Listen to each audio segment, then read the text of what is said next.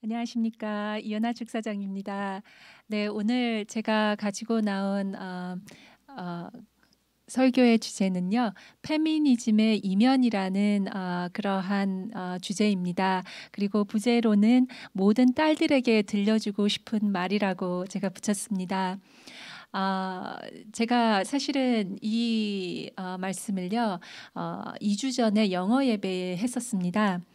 근데 그 영어 예배가 끝난 다음에 어떤 그 유럽 남성 식구님 분이 한 분이 오셔서 저한테 하시는 말씀이 이 남성분이 아주 부드러우신 분이세요. 그리고 그 사장님을 오래 하셨어요. 어떤 이제 회사에서 사장님을 오래 하셨는데 이분께서 그러시는 거예요. 이분이 갑자기 이분의 사모님께서 전 사모님이시죠.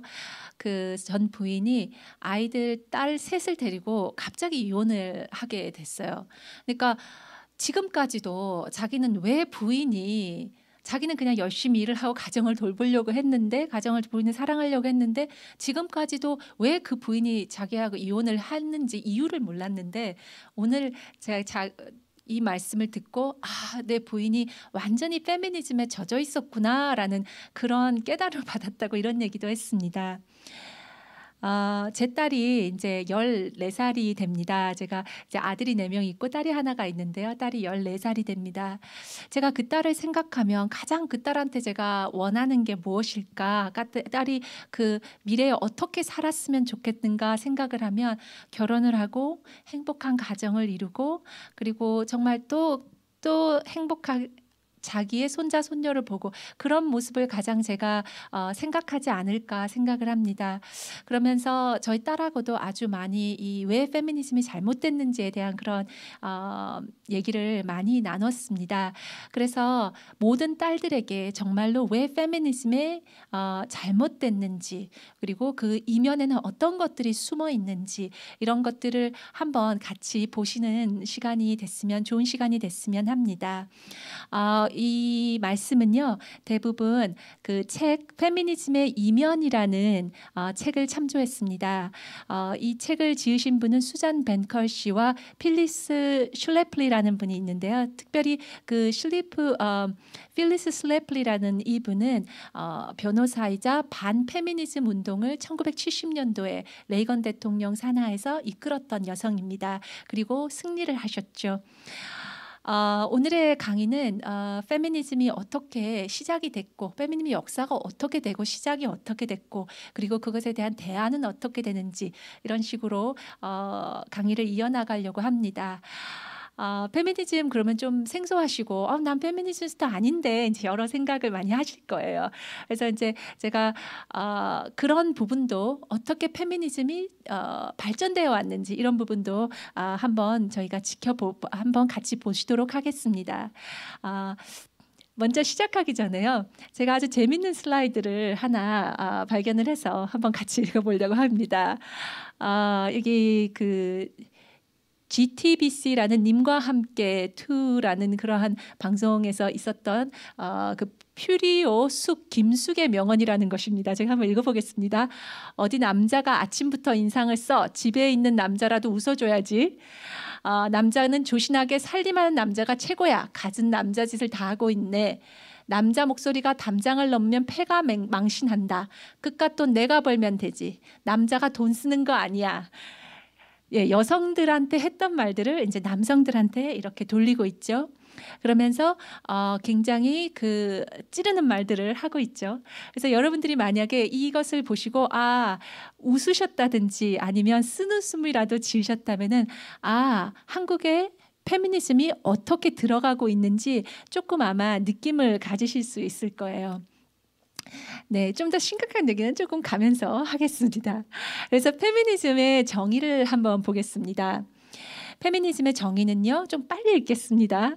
계급, 인종, 종족, 능력, 성적 지향, 지리적 위치, 국적 혹은 다른 형태의 사회적 배제와 더불어 생물학적 성과 사회 문화적 성별로 인해 발생되는 모든 형태의 차별을 없애기 위한 다양한 이론과 정치적인 의제들이다. 정말 제가 다 숨이 차는데요. 읽었는데도 무슨 말인지 잘 모르겠죠. 그렇죠? 이것은 국립국어원 표준국가대사전을 참고했습니다. 그리고 한국 여성단체 연합 이하의 여성 운동들이 진영들이 쓰고 있는 페미니즘의 정의입니다. 페미니즘을 찾아보면 정의가 참 많이 있거든요. 근데 어려운 말이었지만 대충 이해하기 보면 그래서 양성평등, 남자 여자가 평등하게 살자 뭐 이런 말인가 보다 대충 이렇게 감이 오는데요. 근데 그러면 뭐 남자 여자 평등하게 사는 거 그렇게 뭐 나쁜 것 같진 않다. 이제 저희가 그렇게도 생각할 수 있지 않습니까? 근데 과연 그런 페미니즘이 그런 것인가?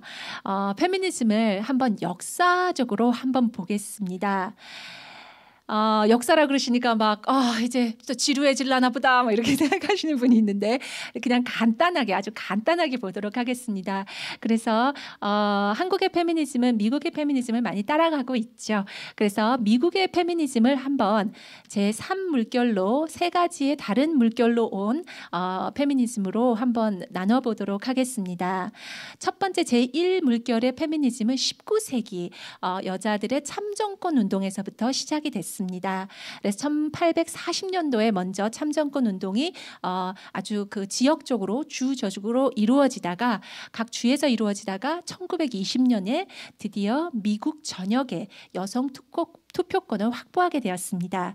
그리고 그림에서도 저렇게 보실 수 있지만 아주 보수적인 여성들의 단체였습니다. 그리고 여기서도 나와 있는 게 윌슨 대통령도 지지한다. 막 이런 식으로 여성 참정권을 지지한다. 지지해달라. 이제 이렇게 아주 활동적으로 했지만 이 여성들은 대부분 보수적인 그리고 가정적이고 그리고 남편과 그리고 자식들을 아주 사랑하는 그러한 여성들이었습니다. 그러다 보니까 그런 낙태나 이런 것도 굉장히 크게 목소리를 높여서 반대하는 그런 여성들이었습니다. 그런데 제2의 물결부터 아주 여성 해방운동이라는 이름을 가지고 1960년도부터 시작된 이 페미니즘은 아주 그 질이 떨어지는 그러한 여성운동이 되겠습니다. 그림에서도 사진에서도 보실 수 있지만 우리는 무료 낙태를 원한다. 이제 이런 얘기를 합니다. 프리-어보션, 무료 낙태를 원한다. 그러니까 우리가 아기가 생기면 나라에서 그냥 세금으로 낙태하게 해달라 이런 겁니다. 그러면서 이 당시에 또 이제 피임약들도 많이 이제 나돌게 되면서 발달되게 되면서 이제 그런 프리섹스 문화 이런 것들이 많이 나오게 됩니다. 여성들이 또한 이 시대 때는 이제 거리에서 드럼통에다가 쇠로 된 드럼통에다가 자기 브래지어를 이렇게 이것이 억압의 상징이다 이렇게 하면서 태우기도 하고 그리고 이제 완전히 빨가벗고 이렇게 완전히 그룹의 여자들이 이렇게 그 마취를 행진을 하기도 하고 그러한 아주 과격화되고 급진적인 그런 여성 해방 운동이랑 이름 아래 이렇게 이루어집니다. 무엇이 여성 해방인지 정말 모르는 사람들이죠. 그래서 이제 그 이후로 이러한 여성 해방 운동이 60년도에 시작된 여성 해방 운동은 미국 안에서도 너무 급진적이다라는 평판을 받고 결국은 성공하지 못합니다. 그러면서 제3의 페미니즘 물결이 시작이 됩니다. 그것은 1990년도에서 시작하고 현대까지 이어져 가고 있습니다. 제가 많은 그 한국의 그 페미니즘과 관련된 사이트를 많이 들어가 보고요. 또 이제 반페미니즘 이렇게 자료를 올리시고 이런 분들 많이 봤는데요. 많은 분들이 페미니즘이 이제 한국에서는 페미니즘이 좋다. 페미니즘 자체는 좋다. 하지만 급진적인 페미니즘은 싫다. 이제 이런 식으로 많이 표현을 하시는데 참 그 미국은 벌써 제3의 물결. 그러니까 벌써 급진적인 것들이 끝났고요. 급진적인 페미니즘은 끝났고 제3의 물결의 페미니즘이 거의 이제 25년 이렇게 이어져 오고 있습니다. 그러면서 어떠한 페미니즘이냐? 아주 더 영민하고 더 철두철미한 페미니즘으로 들어갑니다. 그것이 바로 엘리트 여성운동의 페미니즘으로 바뀌게 됩니다. 예를 들면 그 힐러리 클린턴이나 아니면 낸시 펠로시. 힐러리 클린턴은 누구보다 잘 아시죠? 힐러리 클린턴은 17명이나 벌써 이름이 나온 그 여성들이 뭐라고 얘기하냐면 자신이 빌 클린턴한테 그 겁탈을 당했다, 강간을 당했다 이렇게 얘기를 합니다. 그리고 법적으로 그 여성들의 이름들이 쫙 있습니다. 그리고 힐러리 클린턴은 여성 운동을 한다고 말을 하지만 그 뒤에서 그런 여성들을 다 입막음했죠. 그럼에도 불구하고 힐러리의 이미지는 아주 초엘리트 여성으로 지금 물론 경선도 하고 있지요. 그리고 그 옆에 여성은 낸시 펠로시라는 여성입니다. 최초 그 여성 하원 의원장이 됩니다. 이 여성 또한 그 민주당 쪽의 여성이면서 또한 그 낙태를 찬성하고 또 그 모든 학교에 그리고 공공기관에 10계명이 붙여지는 것을 반대한 여성입니다. 그렇게 하면서 아주 그런 급진적인 민주당 여성들이 이렇게 엘리트 여성으로서 추앙되고 있습니다. 그리고 옆에도 보시면 오바마 대통령도 아주 그 페미니즘을 지지한다라는 그러한 티셔츠를 입으면서 들고 있으면서 페미니스트들이 이렇게 생겼어요라고 얘기를 합니다. 그래서 이런 엘리트 여성과 또한 또 엘리트 남성까지도 이용을 해가지고 이런 식으로 이루어지는 것이 바로 제3의 물결 엘리트 여성 운동이 되겠습니다. 이것에 대해서는 조금 뒤에 좀 더 자세하게 설명을 하겠습니다. 자, 그러면 한국의 페미니즘의 현재는 어떠한가? 이제 한국의 페미니즘 한번 궁금하겠죠? 한번 보겠습니다. 최근에 좀 무리가 있었죠. 뭐 여러 가지 뭐 메갈리아다 뭐 여러 가지 이야기 있으면서 그 이 티셔츠 한 장이 아주 유명하게 됐었습니다. 한 장의 페미니즘, 한 장의 한 장의 페미니즘으로 세상을 맞서다 이런 거네요. 이 티셔츠를 입음으로 자기들이 이제 가부장적인 사회와 맞섰다 뭐 이런 표죠. 근데 여기서 보면은 girls do not need prince 이렇게 나와요. 그러니까 여자는 왕자가 필요 없다. 소녀들이요. 더 이상 왕자는 필요 없다. 다른 말로 하면 여자는 남자가 필요 없다 이런 얘기죠. 그러니까 페미니스트들이 아주 옹호하는 그런 발언들입니다. 그러면서 한국에서도 아주 이것이 무리가 됐었죠. 그래서 이제 그 넥슨에서 뭐 그 성우가 잘리기도 하고 이 티셔츠를 입었기 때문에 말들이 많았었죠. 요즘 그래서 한국에서는 페미니스트들이 만든 그런 신조어들이 있습니다. 시선 강간. 그러니까 남자가 여자를 좀 이렇게 쳐다봤다. 그러면은 이건 시선 강간이야. 이제 이런 식으로 얘기한다고 합니다. 시선 강간 아니면 페미니스트들의 다른 언어. 그런 강한 여자들 그리고 남자들을 다 때려 부수고 뭐 쳐부수는 그런 여성들을 바로 크러쉬걸 아니면 센 언니 이런 식으로 표현을 하죠. 최근에 2013년에서 그 프랑스 파리에서 열린 경제협력기구에서 한국여성가족부 조윤선 장관이 이런 발언을 했습니다. 곤충으로라도 남자로 태어나고 싶다. 한국에서는 이렇게 얘기했습니다.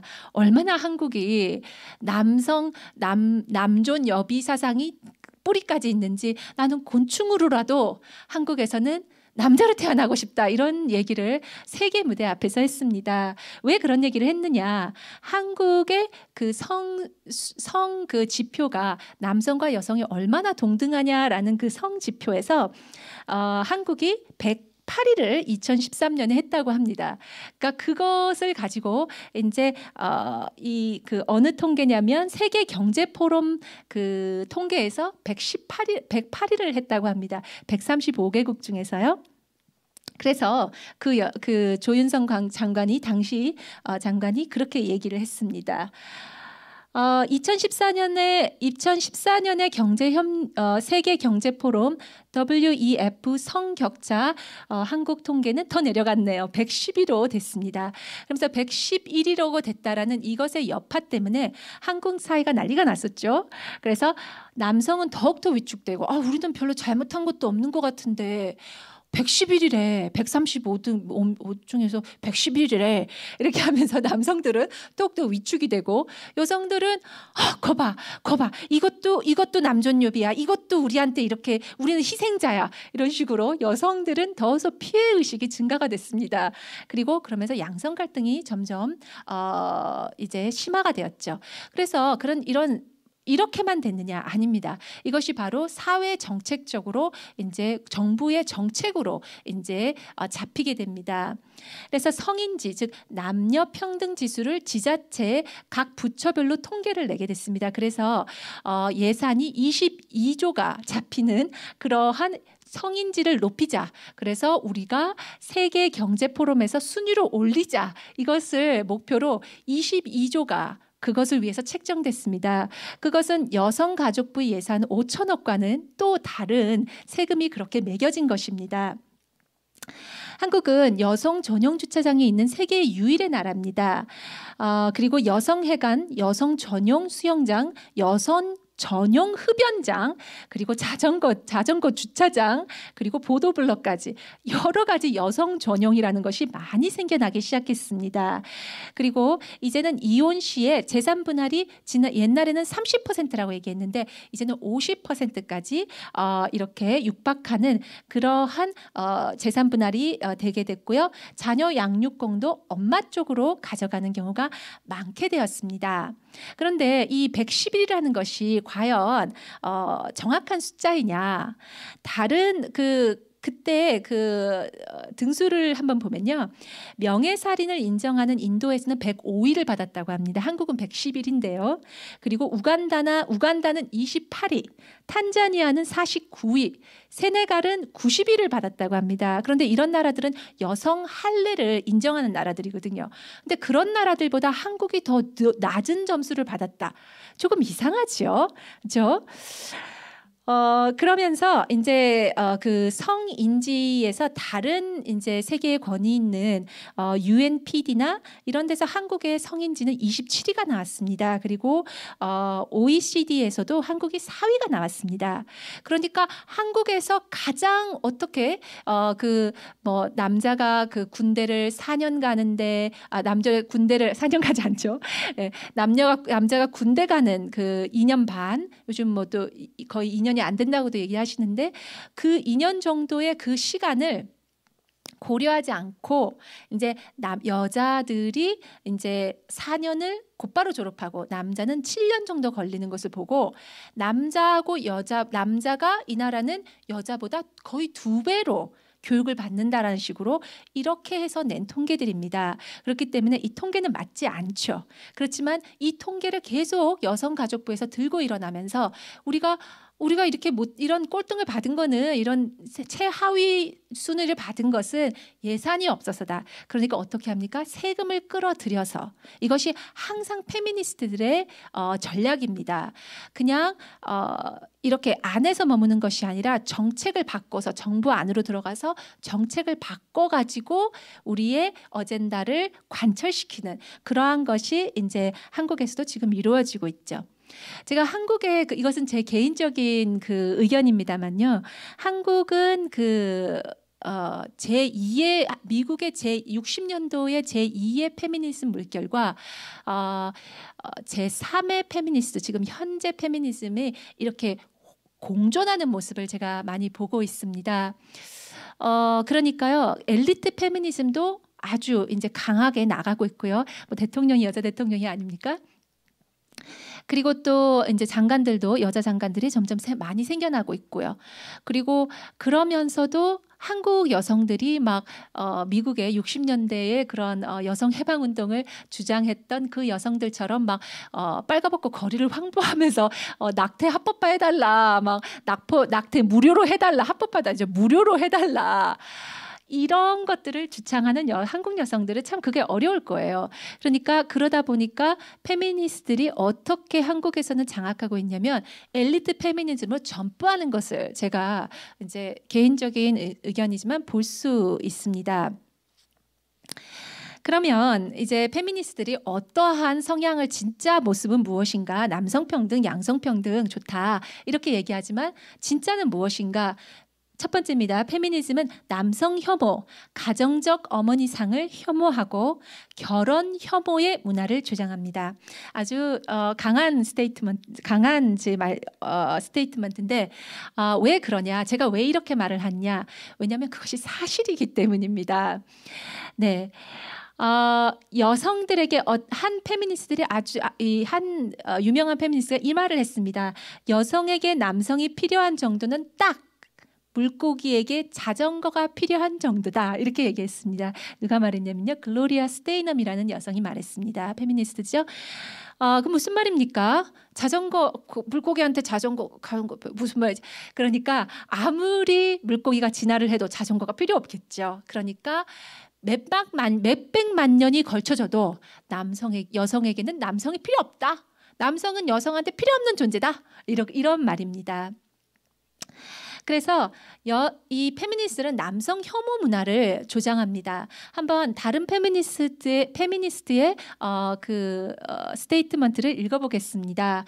여성들은 남성들이 자기를 얼마나 싫어하는지, 얼마나 혐오하는지 전혀 상상하지 못할 것이다. 이런 말을 합니다. 이 여성분은 저메인 그리어라는 여성입니다. 그리고 이렇게 말만 하는 것이 아니라 열심히 또 실천도 합니다. 그래서 미국에서는 이제 페미니즘 역사가 60년입니다. 이제 한국은 40년이 조금 안 된 걸로 알고 있는데요. 열심히 이것을 또 실천을 하는데요. 미국에서는 아주 여러 사례가 있습니다. 그 여러 사례 중에 하나가 그 교육법안 1972년도에 교육법안 타이틀 9라는 것이 있습니다. 거기에서는 모든 성별 차별을 통해서 성별을 통해서 사람을 차별하면 안 된다. 이런 교육 법안이었습니다. 근데 그 교육 법안이 40년이 지나면서 1972년도에 만들어졌는데요. 거의 40년이 지나면서 어떻게 변질이 됐냐면은 모든 대학의 스포츠들, 그러니까 국가의 보조를 받는 모든 대학의 스포츠들은 다 남자, 여자 비율이 똑같아야 된다. 이렇게 변질이 됐습니다. 이렇게 변질이 되면서 미국에서는 467개의 레슬링이 취소가 되었습니다. 미국 여러 페미니스트 단체들이 계속 클레임을 걸면서 이 레슬링은 여자 숫자가 현저하게 너무 작다. 이것은 이 법안의 그 타이틀 9의 9에 저촉된다. 이렇게 하면서 레슬링을 거의 많이 취소시켰습니다. 467개의 프로그램을 칼리지 대학교 레슬링 프로그램을 취소시켰습니다. 그리고 또한 풋볼 프로그램에서 91년 정도 되는 그러한 역사가 있는 보스턴 칼리지의 풋볼 팀도 National Women's Law Center라고, 그러니까 전국 여성 법센터라는 곳에서 클레임을 걸음으로써 이 풋볼 팀이 91년이나 된 역사가 있는데 취소를 시켜게 됐습니다. 왜 굳이 레슬링과 풋볼을 타겟을 하느냐, 페미니스트들이? 왜냐하면 레슬링과 풋볼을 한 많은 남성들이 굉장히 보수적이고 그리고 굉장히 강한 아버지가 됩니다. 그리고 아주 정직한 아버지가 되는 경우가 많은데요. 왜냐하면 아주 힘든 운동이기 때문에 이런 힘든 운동을 통해서 자기가 많이 이런 좋은 좋은 인품들을 배우게 됩니다. 좋은 가치들을 많이 배우게 됩니다.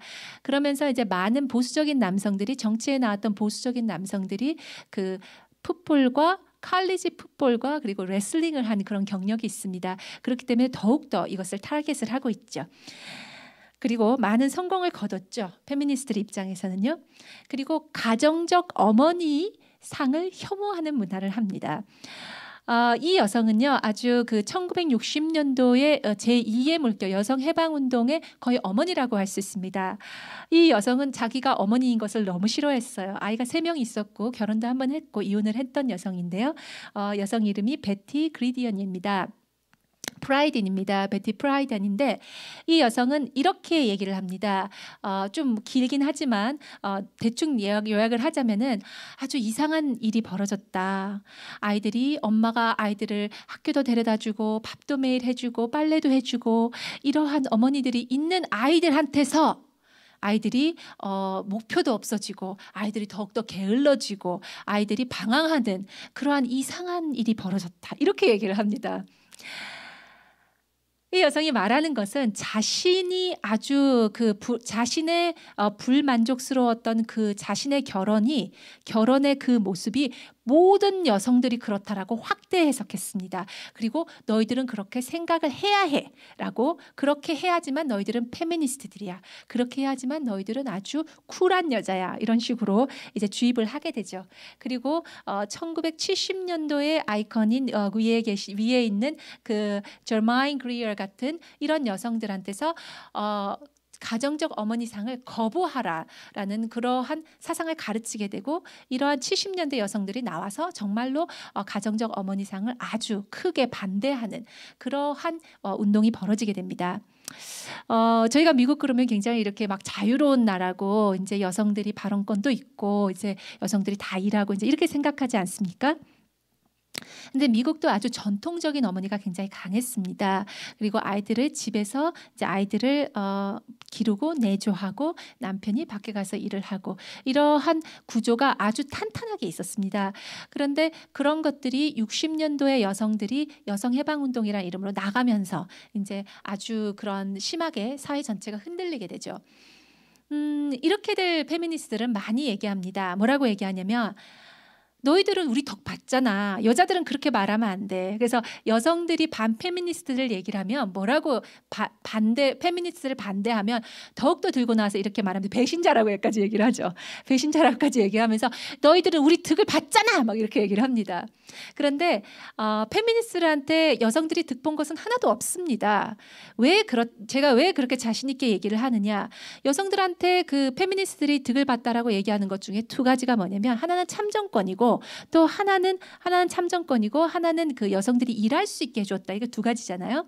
근데 이 두 가지 다 제2의 물결인 여성들이 나오기 전에 다 벌써 이미 이루어졌습니다. 참정권은 보수적인 여성들이 1920년도에 벌써 이루어 놓은 것이고요. 그래서 60년대하고는 아무런 관계가 없습니다. 여성해방운동하고는 아무런 관계가 없습니다. 그리고 여성들이 일을 하러 나갈 수 있는 권한을 줬다. 그거 우리 때문에 됐어. 우리가 난리쳐서 된 거야. 이제 이렇게 얘기를 하죠. 그렇지만 벌써 세계 1차 대전과 세계 2차 대전이 끝난 1960년도에는 일할 수 있는 나이의 여성들이 50%가 벌써 일을 하고 있었습니다. 왜냐하면 남성들이 그만큼 전쟁에 나가서 그렇게 사망률이 커졌기 때문에 그 자리를 어쩔 수 없이 여자들이 메꾸고 있었습니다. 그렇기 때문에 벌써 50%가 여성들이 나가서 일을 하고 있었습니다. 그렇지만 그런데도 불구하고 이제 페미니스트들은 자기들이 이제 남성 혐오 문화와 가정적 어머니들이 다 모든 문제를 일으켰다 이렇게 얘기를 하면서, 그런데 우리 때문에, 우리가 여성해방운동을 주창했기 때문에 여성들의 인권이 이렇게 상승된 거야 라고 이렇게 말도 안 되는 주장을 하죠. 페미니스트들은 모든 것을 혐오합니다. 모든 것을 혐오하고 아주 모든 것에 난리를 칩니다. 모든 걸 싫어하는데 그 중에서도 하나 좋아하는 게 있어요. 그 하나 좋아하는 게 뭐냐면 이혼입니다. 이혼을 너무나도 사랑합니다. 미국에서는요, 그 1967년 캘리포니아에서 처음으로 쌍방으로 합의하지 않고 한쪽만 원하도 이혼을 할 수 있는 그러한 법이 만들어졌습니다. 그래서 No Fault Divorce라는 게 만들어졌는데요. 그런 다음에 1994년 빌 클린턴 대통령 산하 안에서는요, 거의 그 1조 원, 그러니까 1억 불에 달하는 예산을 그 페미니스트들이 받아가지고 그것으로 로비하는 데 쓰고 있습니다. 지금까지도 그렇죠. 그래서 특별히 그 여성들의 그 폭력 문제, 그런 것을 굉장히 막 부각시켜가지고 사실은 놀라실 겁니다. 남성들이 여성들한테, 부인한테 폭력당하는 사례도 꽤 많습니다. 문 목사님도 한번 그런 걸 보여주신 적이 있으신데요. 그럼에도 불구하고 그런 것은 아예 말하지 않고 여성들이 얼마나 폭력을 받았는지 저도 한번 신방을 갔는데 정말 제가 네, 정말 마음이 아팠습니다. 남성분이 부인한테서 폭력을 받고 사시더라고요. 그래서 저도 참 깜짝 놀란 그런 적이 있는데, 그러면서 이제 다시 페미니스트 돌아오면요, 페미니스트들은 이것이 잘못됐다, 이것은 여성들만 폭력을 받고 있다, 남성들은 이렇게 여성들한테 폭력을 강화한다, 이렇게 판결을 받을 수 있도록 가정법원과 판사와 그리고 이제 변호사들 그리고 가정법원 내에 그런 관계자들을 많이 로비를 하고 있습니다. 그렇지만 사실은 어떻습니까? 보통 여성들은 말입니다. 보통 여성들은 자신이 사랑하는 남성과 결혼해서 자신과 꼭 닮은 아이들을 낳아서 화목하게 가정을 꾸리기를 원합니다. 며칠 전에 저희 생슈리 교회에서도 성화식을 하나 했는데요. 근데 그 성화식의 가장 마지막 순간에 말입니다. 내가 이 물건을 못 샀었는데, 아니면은 친구는 저렇게 내가 저렇게 삐까뻔쩍한 집에서 한번 살아봤어야 되는데, 내가 이렇게까지 성공했어야 됐었는데, 그런 생각을 하는 사람은 많지 않을 겁니다.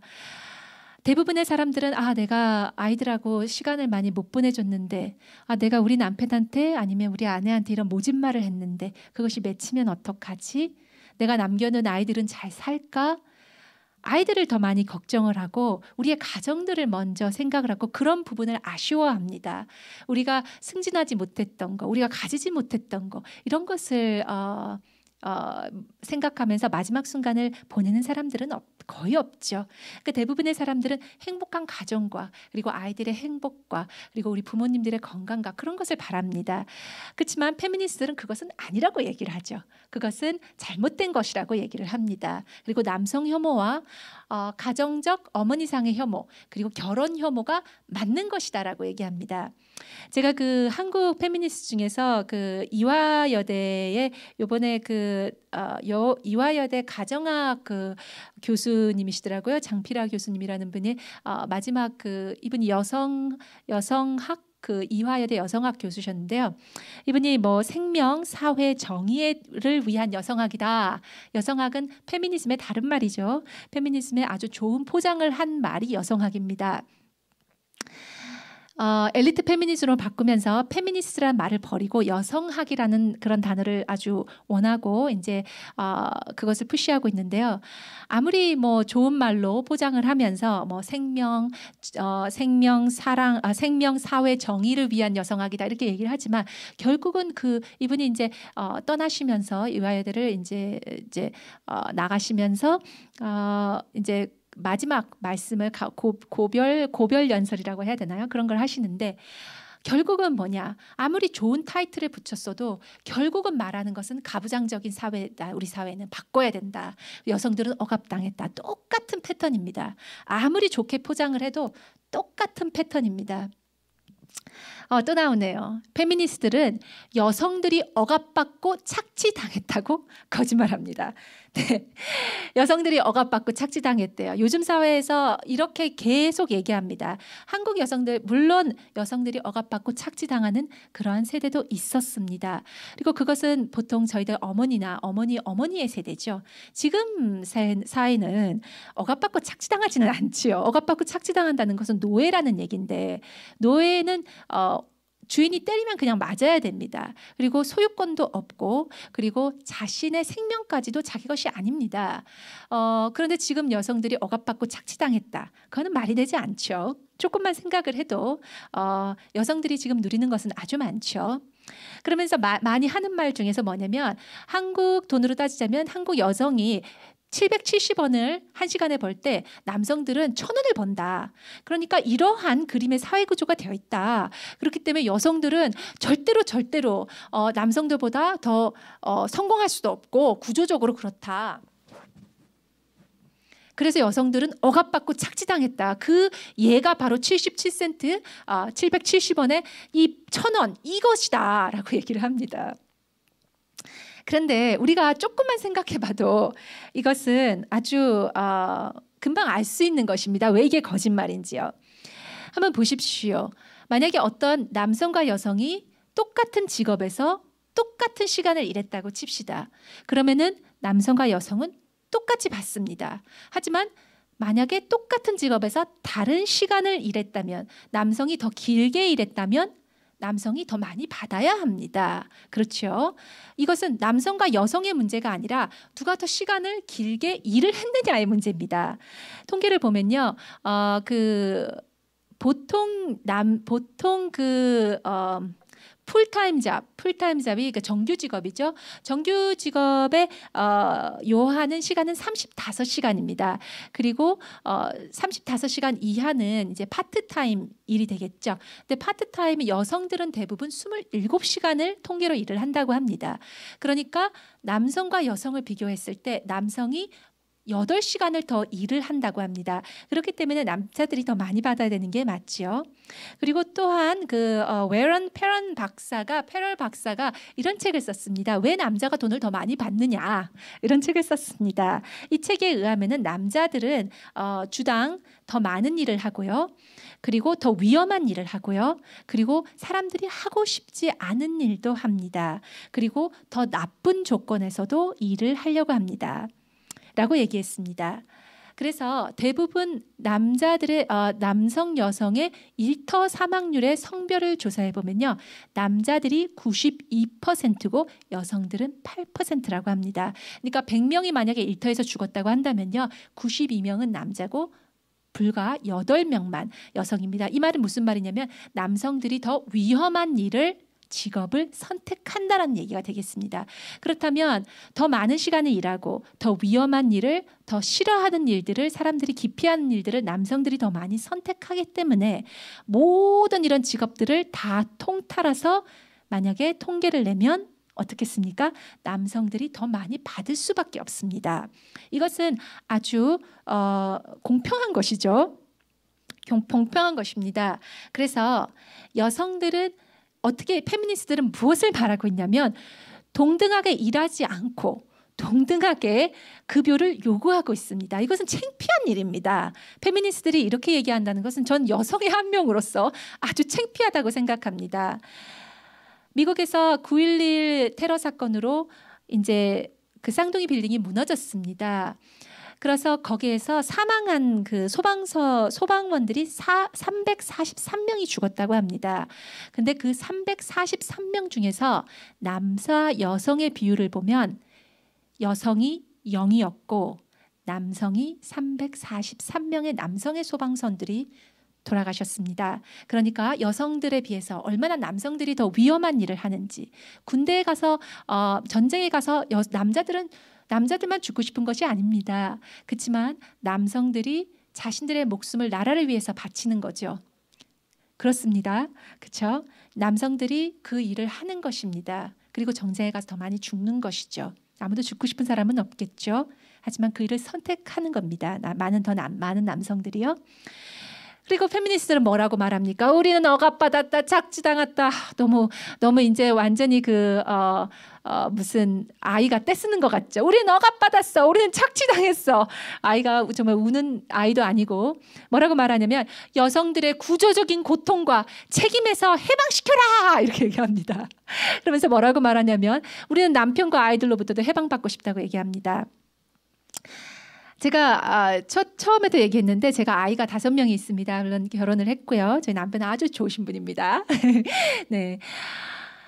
그래서 그 5명의 아이가 있고 결혼을 제가 이제 18년 차인데요. 그래서 정말로 어쩔 때는 가정에서 벗어나고 싶을 때가 있습니다. 제가 거짓말을 안 하겠습니다. 나 정말 밥하기도 싫고 어디 가고 싶다. 정말 애들도 이제 안 보고 싶어. 엄마 부르지 마, 부르지도 마. 누가 이렇게 노래를 하시는 것도 봤는데 정말 그러고 싶은 순간이 있습니다. 하지만 저희가 아이들을 사랑하고 저희 남편을 사랑하기 때문에 절대로 영원히 벗어나고 싶은 것은 아닙니다. 일순간 감정이 그렇다는 것이죠.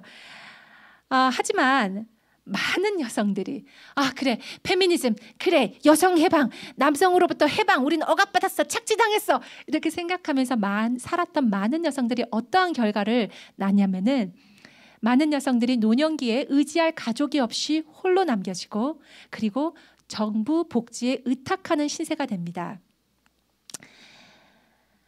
페미니스트들 그 여성학을 가르치시는 교수님들이나 아니면 뭐 운동가들이나 이런 분들은 이제 얼굴이 알려지시고 이거는 우리가 해야 되는 인권 운동입니다. 뭐 이렇게 얘기를 하면서 그분들은 아주 간판 스타시드니까 아주 좋게 보이실 수 있겠죠. 하지만 많은 여성들이 거기서 속은 여성들은 그렇게 살아가지 못하고 결국은 홀로 남겨지게 됩니다. 사진에서 보시는 저 할머니가 있을 겁니다. 제가 한번 그 네바다의 주에서 그 레스토랑을 간 적이 있습니다. 아주 그런 해변가에 아주 아름다운 그런 레스토랑이었는데요. 거기서 이제 그 어떤 그 웨이터레스 하시는 분이 서빙하시는 분이 이 할머니만큼이나 나이가 있으신 분이셨어요. 그래서 그분이 이제 제가 묻지도 않았는데 그 저한테 저를 이렇게 서빙을 해주시면서 음식을 갖다 주시면서 하시는 말씀이 그거예요. 나는 진짜 이거 일을 안 하고 싶은데 내가 뭐 가족도 없고 정부 보조금만으로 살 수가 없으니까 정말 몸도 아프고 난 더 이상 일을 할 수가 없는데 일을 계속 하고 있다 이런 얘기를 하시더라고요. 그래서 직업 여성이 좋은가? 직업 여성이 아주 좋아 보이죠. 그러면서 직업으로 몰고 있지만 결국은 가정이 없이 여성들이 홀로 남겨지는 경우가 많다는 것입니다. 또 세 번째입니다. 페미니즘은 결코 모든 여성을 위함이 아닙니다. 남성평등, 남녀평등, 양성평등 이렇게 말하지만 결국 페미니즘은 누구를 위한 것이냐면 좌파 민주당 여성들의 주도권만을 오직 지지합니다. 만약에 좌파 민주당이 아니면 지지하지 않습니다. 그리고 자기들의 사상과 맞는 여성들만이 정말 멋있는 여성, 너희들은 이렇게 대해야만 해 라고 올립니다. 그런 여성들 누굽니까? 봤지요? 힐러리 클린턴, 낸시 펠로시, 오프라 윈프리 이런 여자들입니다. 그러면서 이혼을 지지하고 그리고 전통적인 그런 가정은 여성들에게 굴레다, 족쇄다라고 그렇게 말하는 여성들입니다. 여성들은 결혼한 여성들도 있죠. 결혼 여성 하지만 그래도 말할 때는 그렇게 그러한 좌파 민주당의 그러한 쪽을 지지합니다. 그런데 이런 여성과 비교해서 마가렛 대처, 로라 슬래신저, 미셸 맥케인, 아니면 세라 퍼린 이런 여성들도 세라 퍼린 같은 경우는 그 알래스카 주지사였죠. 그리고 미셸 맥키는 그런 소셜 액티비스트고요. 그리고 로라 슬래신저 같은 경우는 유명한 그 라디오 호스트입니다. 마가렛 대처는 아마 다들 아실 거고요. 근데 이러한 여성들은 아주 보수적인 여성들입니다. 이런 여성들을 절대로 높이지 않습니다. 이런 여성들은 자기들의 그 어젠다와 맞지 않기 때문에 좌파 여성들만을 위한 것이 바로 페미니즘입니다. 그리고 또한 이슬람 여성들의 인권 운동에 대해서도 손톱만큼도 관심이 없습니다. 이슬람에서는 여성들이 그 재산이죠. 재산 목록 중에 하나죠. 근데 그러한 이슬람 여성들에 대해서는 전혀 관심이 없습니다. 그리고 강간을 당했을 때도 여성들이 남자 위트니스를 목격자를 4명을 데리고 와야 됩니다. 그러니까 결국 강간범은 절대로 잡힐 수가 없겠죠. 아니면 타일랜드에서나 아니면 인도에서 이루어지는 미성년자 성매매에 대해서도 전혀 관심이 없습니다. 그런 타일랜드 슬럼가에 가서 그 아이들을 구하고 그런 사람들은 결국은 기독교 여성들입니다. 그리고 아주 좋은 그러한 테스토모니들이 간증들이 많이 있죠. 이런 것에 관심조차 없습니다. 그러면 이렇게 문제가 많은 페미니즘은 왜 계속 지속되느냐? 그것이 궁금하지 않습니까? 이런 페미니즘들이 계속해서 그 여성들 사이에서 이렇게 산불처럼 번지고 있는데 그 이유는 과연 무엇이냐? 그 시작은 어떻게 됐느냐? 한번 보시겠습니다. 에런 루서 씨에 의하면요. 에런 루서 씨는 그 엔터테인먼트 비즈니스를 하시는 분이었습니다. 그리고 많은 그 정치적인 그런 필름을 만들었는데요.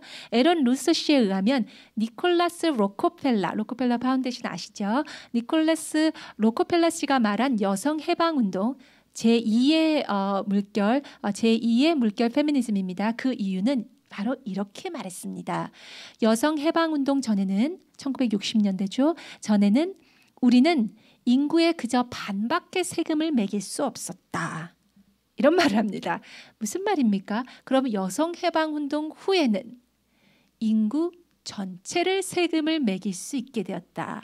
왜냐하면 여성들이 더 많은 여성들을 가정에서 나가게 하고 일터로 몰 수 있었으니까요. 그러면서 라커펠러 파운데이션의 그 웹사이트에 보면 1973년도 라커펠러 파운데이션은 세라 로렌스 대학원의 여성학 프로그램과 레드클리프 슬레싱저 도서관과 발크쇼어 컨퍼런스에서 여성사 연구를 지원을 했습니다. 이러한 자료가 있습니다. 그리고 2016년 현재 여성학 전공 학사를 주는 미국의 대학은 349개가 되었습니다. 여성학이라 그러면 아주 들었을 때 저게 뭐가 나쁘나 그렇게 생각이 드시죠? 그렇지만 아까 제가 전에도 말했지만 결국은 여성학이라는 것은 페미니즘입니다. 한번 여성학을 가르치는 곳에 가셔서 그 안에 커리큘럼을 한번 보십시오. 모든 것이 다 페미니즘의 역사입니다. 무슨 여성들의 그런 숭고한 역할이라든지 숭고한 어머니상이라든지 이런 것이 전혀 없습니다. 어떻게 여성들이 가부장적인 제도를 깨부시고 나와서 자기가 독립적으로 살면서 직장을 갖고 자기 애가 더 서느냐, 자기가 어떻게 이 세상에서 더 이기적으로 살 것이냐, 이것만을 가리키는 것이 바로 결국은 여성학입니다. 그것이 바로 페미니즘의 다른 얼굴이 되겠습니다.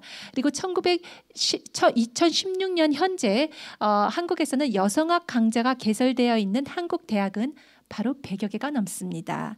그러니까 최초 1977년 이화여대에서 여성학 강좌가 최초로 개설이 된 이외에 지금은 거의 100여 개에서 여성학들이 이제 나가고 있습니다. 그리고 이러한 여성학들은 완전히 페미니즘으로 쩔어 있습니다. 그렇다면은 페미니즘이 왜 계속되느냐? 아주 간단하게 얘기하면 이렇습니다. 옛날에는 이 닭이 한 마리가 있었습니다. 이 닭이 황금알을 낳네요. 황금알을 낳는 이 닭의 이름이 남자였습니다. 그런데 지금은 어떻게 됐습니까? 이 황금알을 낳는 닭의 두 번째 닭이 나왔습니다. 그러니까 이 두 번째 닭의 이름은 여성입니다. 그러니까 은행가나 아니면은 정부의 입장에서 보면 옛날에는 황금알을 낳는 닭이 한 마리였는데 세금을 갖다 바치는 닭이 남성밖에 없었는데 이제는 여성까지도 있는 것입니다. 그러다 보니까 더 많이 이득이 되겠죠. 그러니까 정부에서도 결국은 여성학을 지지하고 페미니즘을 지지하고 많은 재벌가들도 그 여성학을 페미니즘을 지지할 수밖에 없는 그러한 구조로 되어 있습니다. 그러면 미국이 60년간 그 페미니즘을 했는데 그러면 60년 정도 했으면 결과가 나와야 되지 않겠습니까? 여성들이 정말 행복해야 되겠죠. 이렇게 페미니즘을 열심히 했는데 남녀 평등을 이렇게 열심히 60년 동안 했는데 근데 어떻습니까? 더 불행한 미국 녀석들이 됐습니다. 2007년 리포트에 따르면요. National Bureau of Economic Research라는 그 전국 경제 리서치 부에서 내놓은 자료에 의하면요. 여성들은 1970년대 이후에 미국 여성들은 더욱더 불행해졌습니다. 왜 그러느냐? 왜 저렇게 불행해졌느냐? 그리고 60년 동안 가져온 결과는 결국 무엇이냐? 결국은 만연하는 프리섹스 문화가 생겼습니다. 그리고 큰 직장과 성공만을 원하는 여성들이 되었습니다. 아이들한테 한번 물어보세요. 너는 커서 뭐가 될래? 저희를 아주 쉽게 물어보니 커서 뭐가 될래? 근데 그 커서 뭐가 될래에 가정이라는 것은 아이들의 머리에 없습니다. 여자 아이들의 머리에 내가 나중에 결혼을 하고 남편이 생기고 아이가 생길 거야, 가정이 생길 거야. 이것은 아이들의 머리에 계획 속에 없습니다. 그저 큰 직장과 성공을 꿈꾸는 여성들이 되었습니다. 그리고 여성과 결혼을 기피하는 남성들이 됐습니다. 이제 프리섹스를 쉽게 할 수 있는데 동거를 쉽게 할 수 있는데 결혼만 하면 더욱더 손해가 되는데 왜냐하면 양육권도 넘어가고 그리고 양육비까지 돼야 되는 최근에 판결 중에서는 그 기러기 아빠가 10년 기러기 아빠를 했는데 부인이 미국에서 바람이 났어요. 젊은 남자랑 바람이 났는데 결국은 남편은 판결이 양육비까지 돼야 되고 그리고 아이들도 어머니가 다 데려가게 됐습니다. 그러한 것이 생겨났기 때문에 남성들이 내 결혼을 왜 해? 나한테 손해인데 난 똑똑하니까 결혼 안 해. 그러한 현상이 점점 벌어지게 됐습니다. 그리고 아이를 갖기에는 너무 여자들이 나이가 늦어버리게 됐습니다. 아까 처음 쪽에 보여드렸던 여성 중에서 페미니스트 여성 중에서 절메인 그리어라는 여성이 있었습니다. 절메인 그리어는 자기가 이제 여성 페미니즘에 빠지면서 페미니스트가 되면서 아이를 갖는 것을 원하지 않았어요. 그랬는데 좀 자기가 나이가 들면서 너무 아이가 갖고 싶었다고 합니다. 자기하고 똑같이 생긴 그 아이를 너무 갖고 싶었대요. 근데 결국은 어떻게 됐냐면 자기가 아이를 갖지 못했어요. 왜냐하면 나이가 너무 많이 들어버렸거든요. 아이를 가질 수 있는 시간은 아주 짧습니다. 35살만 돼도 여성들이 그 양수 검사를 받아야 합니다. 그래서 아이가 그 혹시라도 그 다운 증후군이나 이런 것이 있을까 해서 그 양수 검사를 해야 되는데요. 그러한 것들이 나이가 노산이 되면 노산이 될수록 아이를 낳고 건강한 아이를 낳을 수 있는 확률은 떨어지게 됩니다. 그리고 이 여성이 그 절메인 그리어가 했던 말 중에서요, 자기가 얼마나 아이를 갖고 싶었는지는 내 병원비를 보면, 내가 아이를 갖기 위해서 노력했던 그 병원비를 보면 알 수 있을 거다라고까지 그렇게 이야기를 했습니다. 또 가정 붕괴를 가지고 옵니다. 여성들이 직업을 위해서 이제 가정을 포기하죠. 그리고 사회 붕괴를 가지고 오고요. 가정이 파괴되면 그 많은 붕괴된 가정에서 더 많은 사회 문제가 10대 문제 아니면은 범죄율들이 높아지죠. 그리고 큰 정부, 결국은 공산주의가 가정이 옛날에 많은 복지를 책임을 졌었는데 가정이 복지를 책임을 지지 못하니까 국가가 더 많은 복지를 책임지게 되고 더 큰 정부가 되고 더 큰 정부가 되면 결국은 많은 세금들을 더 많이 거둘 수밖에 없기 때문에 그러면서 중앙 집권화가 되면서 공산화가 됩니다. 많은 분들이 그 페미니즘과 공산주의하고 무슨 관련이 있냐? 나는 전 관련을 모르겠다라고 얘기를 하시는데요. 바로 이렇습니다. 공산주의도 결국은 평등 사상을 얘기합니다. 그리고 페미니즘도 결국은 평등 사상을 얘기합니다. 그리고 양분론적으로 얘기를 하죠. 공산주의에서 뭐라고 얘기합니까? 부르주아와 프롤레타리아가 있고 여기서 계속 싸운다. 그러니까 우리가 부르주아 것을 뺏어서라도 프롤레타리아가 평등하게 살아야 한다. 이것이 바로 이론입니다. 그렇죠? 페미니즘도 똑같습니다. 남성이 여성을 억압한다. 양분이죠. 여성이 남성을 억압했기 때문에 남성의 가지고 있던 그 권리를 여성이 가지고 옴으로써 이것을 평등하게 해야 한다라고 주장하는 것이 바로 페미니즘입니다. 그렇기 때문에 이것은 결국은 많은 독재자들이 자신들의 독재화를 추구하기 전에 바로 페미니즘을 이용을 해서 공산주의로 나가는 스텝으로 여성들에게 썼던 그러한 전략입니다. 그러니까 속으면 절대로 안 됩니다. 우리가 정말로 속으면 안 됩니다. 이것은 바로 사탄의 어떠한 또 하나의 덫입니다. 이 책 그 페미니즘의 이면에서는요, 수잔 벨컴 씨가 이렇게 얘기를 합니다. 나는 세 가지 타협할 수 없는 것을 얘기합니다. 우리는 미국 여성이라고 생각하면 굉장히 막 성적으로도 막 프리섹스를 하고 막 아주 개방된 여성이라고 생각하지만 미국에서 60년의 페미니즘을 겪으면서 점점 더 보수적인 여성들이 많이 나오고 있습니다. 그래서 이 수잔 벨컴 씨도 그러한 목소리 중에 하나인데요. 무엇을 얘기하는지 한번 봅시다. 무엇을 얘기하냐면요, 프리섹스 문화의 노로 답해라라고 얘기합니다. 캐주얼 섹스는 결국은 뻔한 결말을 가져온다. 대부분의 동거는 성공적인 결론으로 결말짓지 않는다. 네, 맞습니다. 우리는 성병이 25개가 넘죠. 에이즈를 제외하고도 25개가 넘습니다. 그리고 최근 조사에 따르면 성기 주변에만 성병이 있는 것이 아니라 이 성병이 손톱 끝에도 성병이 있다라는 얘기를 합니다. 그래서 꼭 성병이 삽입만 아니더라도 성적 삽입만 아니더라도 성병을 옮을 수 있는 그러한 오랄 섹스나 아니면 다른 형태의 그 접촉으로도 성병이 옮을 수 있는 그런 무수한 연구 결과가 있습니다. 또한 이런 얘기가 있습니다. 미국에서는요, 대학에서 고등학교에서 있는 얘기입니다. 뭐라고 얘기하냐면은 프리섹스를 많이 즐기던 남성이나 남자 학생이나 고등학생이 여자 고등학생이 졸업을 해도 그 아이가 갖고 있었던 성병은 그 학교에 남는다, 이런 말이 있습니다. 그러니까 그만큼 프리섹스를 하는 사람들은 이 한 사람만 하는 게 아니라 여러 사람하고 하기 때문에 결국은 나는 한 사람하고 잤을지 모르지만 결국은 그 내가 한 사람하고 잤던 이 사람이 많이 프리섹스를 하는 사람이면 이 사람이 잤던 모든 사람들과 잔 것이 됩니다. 그렇기 때문에 프리섹스 문화에 노로 답해라라고 수잔 베컴 씨는 얘기합니다. 두 번째는 결혼은 궁극적인 목표입니다. 왜 결혼이 궁극적인 목표입니까? 그냥 결혼은 페이퍼야. 난 너랑 사랑하잖아. 그런 법적으로 얽매일 필요가 없어. 이렇게 얘기를 합니다. 제가 정말 안타까운 일들을 많이 이제 목회를 하다 보면 겪는데요.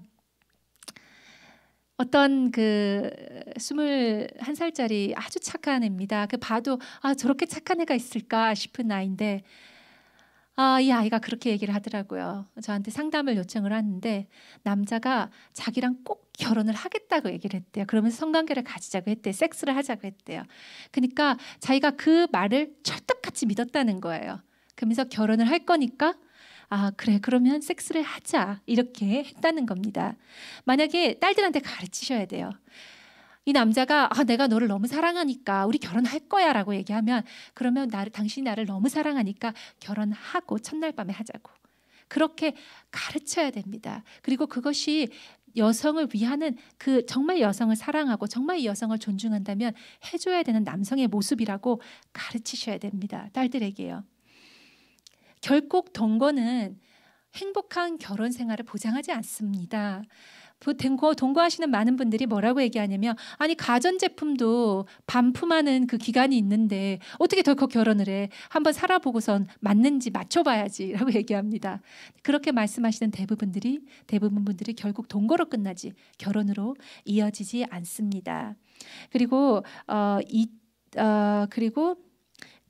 한 기사에 보면요, 2002년도에 쓴 관계의 질을 비교한 그러한 기사가 있습니다. 그 2002년 기사에서 보면요, 결국은 동거하는 커플들은 계속 시간이 지나면 지날수록 관계에서의 행복과 그리고 관계에서 그 공정성들이 점점 더 떨어지는, 결혼한 커플보다 점점 떨어진다고 합니다. 세 번째입니다. 아이들에게는 부모가 절대적으로 필요하다는 것을 인정해야 한다는 것입니다. 그리고 아이들은 결혼한 자신의 부모로부터 길러지기를 원합니다. 이 사진을 한번 보실 거예요. 이 사진을 보시면 아이가 이라크 고아원에서 찍힌 사진입니다. 이 이라크에서 이 한 여자아이가 자기가 한 번도 어머니를 본 적이 없대요. 자기 삶에서. 그러니까 아이가 한날 엄마하고 엄마 품에서 너무 자고 싶었던 거예요. 그래서 엄마의 그림을 땅에다 그리고 그 다음에 엄마랑 같이 자는 그러한 사진입니다. 아주 마음이 아픈 그런 사진이죠. 아이들은 아주 자연스럽게 아주 자신의 본성처럼 부모를 그리워합니다. 엄마를 그리워합니다. 제가 이제 반페미니즘에 대한 이런 강의를 하니까 어떤 분들이 이렇게 오해하시는 분들이 있어요. 그래서 여성들은 그냥 집에서 밥하고 빨래하고 하고 이러란 얘기냐. 이제 그리고 꼭 입 다물고 살으란 얘기냐. 절대 아니죠. 그렇게 완전히 뭐가 아니면 도다 이렇게 생각하실 필요가 없습니다. 제가 여기서 말씀드리는 것은 무엇이냐면 아이가 적어도 5살까지는 엄마의 손길을 많이 받아야 한다는 것입니다. 아이가 5살 전에 엄마가 완전히 그 직업에 완전히 풀타임 직업에 들어가 버리면 아이는 5살까지 엄마를 항상 그리워하면서 살게 됩니다. 보통 많은 여성들이 요즘은 사법고시에 패스하는 여성들이 한국에서도 남성보다 더 많아졌다고 그런 얘기가 있습니다. 이런 변호사나 아니면 의사 아니면 CEO 아니면 사장 아니면 자영업자 여러 가지 이러한 것들은 일주일에 47시간 그러니까 풀타임 잡이 35시간을 요한다면요. 이런 직업들은 47시간을 요한다고 합니다. 이런 직업들을 엄마가 가지게 되면 아이들은 엄마 없이 살아야 되겠죠. 결국은 그렇게 되죠. 그러니까 어떻게 제가 말씀을 드리는 거냐면 직업을 가질 때 딸들한테 직업을 가질 때 너가 미래에 너는 엄마가 될 거고 부인이 될 거다. 그러니까 그것을 고려해서 직업을 가지라는 것을 추천하라는 건 말씀을 드리는 것입니다. 그리고 아이가 5살 이후에는 이전에는 엄마가 기르는 것이 가장 좋다라는 말씀을 드리는 겁니다. 그리고 일찍 그런 무슨 보육원이나 이런 것을 보냈다고 해서 뭐 아이들이 그러면 뭐 뇌가 발달이 되고 이런 얘기를 하는데요. 그때 가장 좋은 것은 엄마의 사랑입니다. 그래서 또 일찍 보육원을 갔고 일찍 한글을 깨치고 더하기 빼기를 잘하게 됐다고 해서 그 아이들의 성공과 행복이 보장되는 것이 아닙니다. 그리고 그러한 결과들도 그런 뭐 많은 통계들이 나와 있지만 거기에서 와 이것은 완전히 답이다라고 완전히 절대적인 진리다 이러한 통계는 없습니다. 그래서 한번 계속 보겠습니다. 페미니즘에 대한 대안입니다. 아들들과 딸들에게 왜 페미니즘이 나쁜지 그 이면에 대해서 우리가 가르쳐야 합니다. 많이 놀라실 거예요. 저는 정말 놀랐습니다. 우리는 페미니즘이 여성들에게만 국한된 것이라고 생각하는데요. 요즘 많은 남성들이 페미니즘의 영향을 받고 살고 있습니다. 그런 걸 어떻게 여자한테 얘기해? 여자한테 얘기했다가 그냥 신경질만 내고 호가 나고 싫어. 그냥 져줘 뭐 이런 얘기도 하죠. 근데 많은 아들들이 여성들을 두려워합니다. 그리고 여성들한테 어떻게 얘기해야 되는지도 모르고요.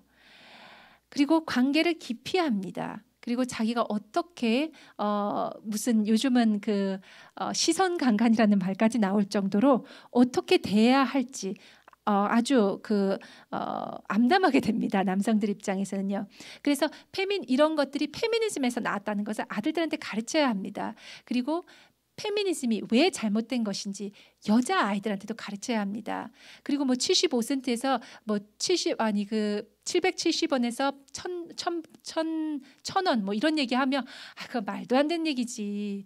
제가 저희 사촌한테 얘기를 했더니 11살밖에 안 된 아이도 그건 잘못됐네요. 그건 부당하네요. 이렇게 얘기를 하더라고요. 그럴 때 우리가 설명을 해줄 수 있어야 합니다. 그건 부당한 게 아니야. 그건 잘못 미디어에서 얘기하는 거야. 라고 가르쳐 줄 수 있어야 합니다. 그리고요, 행복한 결혼이란 가능한 것인 것을 우리가 명심해야 합니다. 가정에서 아이들을 기르는 어머니의 일이 얼마나 숭고하고 가치 있는 일이라는 것을 잊지 말아야 합니다.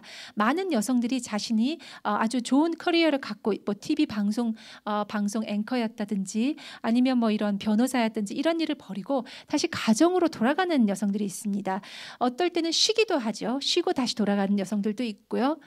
아이를 가짐으로써 그렇게 여성들이 선택하는 여성들이 많이 나오고 있습니다. 그리고 그것은 숭고하고 정말 아름다운 일입니다.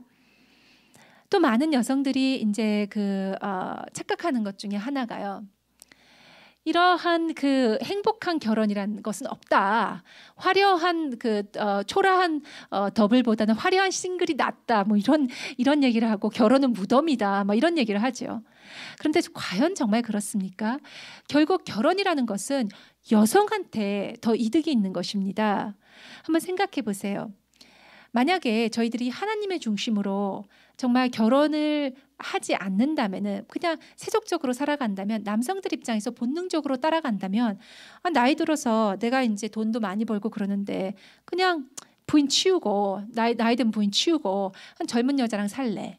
이렇게 한다고 나는 그냥 본능에 따를 거야 라고 얘기한다면 그것이 도덕적으로 잘못됐다고 어떻게 얘기할 수 있습니까? 안 되겠죠. 근데 결혼을 통해서 남성들 또한 자신의 본능이라든지 아니면은 그냥 겉모습 이런 것을 결혼에서만 찾는 것이 아닙니다. 결혼이라는 그러한 제도 안에서 내가 정말 암에 걸려서 정말 힘들었을 때, 내가 완전히 사업이 다 망했을 때 모든 사람들이 나보고 무능력자고 루저라고 얘기했을 때 우리 부인은 내 옆에 있어줬다. 나를 지켜줬다. 바로 그런 것이 바로 결혼에서 형성이 됩니다. 그냥 세속적인 가치로를 매길 수 없는 그러한 엄청난 사랑과 그리고 정의, 부부관계 안에 있습니다. 그러면서 저희들은 이제 우리 성경에서도 이런 말씀이 나오죠. 창세기 2장 18절에 이런 말씀이 나옵니다. 여호와 하나님께서 이르시되 사람이 혼자 사는 것이 좋지 아니하니 내가 그를 위해서 돕는 배필을 지으리라 하시리라 말씀을 하셨습니다. 그러면서 아담이 해와가 나의 뼈 중에 뼈요 살 중에 살이요 뼈 중에 뼈라고 얘기합니다. 우리는 하나님한테 사랑을 안 배웠습니다. 우린 누구한테 사랑을 배웠습니까? 천사장한테서 사랑을 배웠습니다. 천사장이 뭐라고 얘기하나요? 천사장은 아주 멋있다고 저기 문 목사님도 얘기하시죠. 아주 멋있고 파이프가 올간 같은 소리도 난다고 얘기를 하시는데, 우리는 드라마에서 아니면 우리는 영화에서 이런 로맨틱한 남자가 겨울 연가에서 누나를 빼주는 남자가 정말 멋있는 남자야. 내가 이렇게 얘기했을 때 이렇게 얘기해주는 남자가 멋있는 남자야. 이런 것들이 많이 있지 않습니까?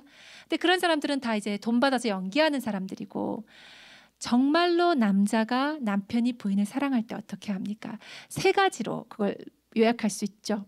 첫 번째는 남편은 부인을 위해서, 가정을 위해서 돈을 벌어옵니다. 물질적으로 전 가족을 지원합니다. 두 번째는 무엇입니까? 도둑이 왔을 때, 위험이 왔을 때 자신의 목숨을 걸고 부인과 아이를 보호해 줍니다. 그리고 세 번째는요, 부인을 자랑스럽게 자신의 지인들과 보여주면서 이 사람이 내 부인이야 라고 그렇게 인정을 하고 보여줍니다. 그렇게 바로 세 가지로 남편은 부인에게, 아내에게 사랑을 표현합니다. 그리고 그것이 아주 책임감 있고 좋은 남자들의 그렇게 부인한테 표현하는 그런 모습입니다. 세 번째입니다. 가정에서 배우자와 자녀들과 사랑과 존경의 문화를 유지해야 합니다. 에베소서 5장 33절에는요. 너희도 각각 자기의 아내 사랑하기를 자신같이 하고 아내도 자기 남편을 존경하라라고 말했습니다. 결론입니다. 페미니즘은 우리 사회의 큰 파괴적인 힘이라는 사실을 여성들은 명심해야 합니다. 어떠한 가면을 쓰든지, 어떠한 얼굴을 쓰든지, 급진적이든지 엘리트 페미니즘이든지 결국은 그 목적이 똑같습니다. 그렇기 때문에 그것에 속으면 안 됩니다. 그래서 페미니즘은 암입니다. 사회의 암입니다. 그것을 확실히 명심하고 우리가 이것을 각인해야 되겠습니다. 두 번째입니다. 제3물결의 페미니즘은 오직 자기중심적이고 인격 중심의 가치를 부정하는 현 세대가 되도록 사회에 조장하고 있다는 것을 꼭 아셔야 됩니다.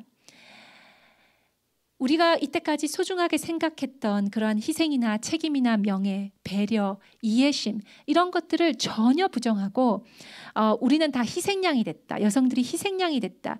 우리는 더 이기적으로 살지 않으면 안 된다. 그리고 우리가 더 제일 중요하지. 내가 제일 잘 나가야지 라고 자기 우상 숭배의 문화를 만들게 됐습니다. 그렇기 때문에 페미니즘이 바로 문 목사님은 다른 말로서 이것은 여성들의 새로운 종교가 됐다라고 얘기하는 것입니다.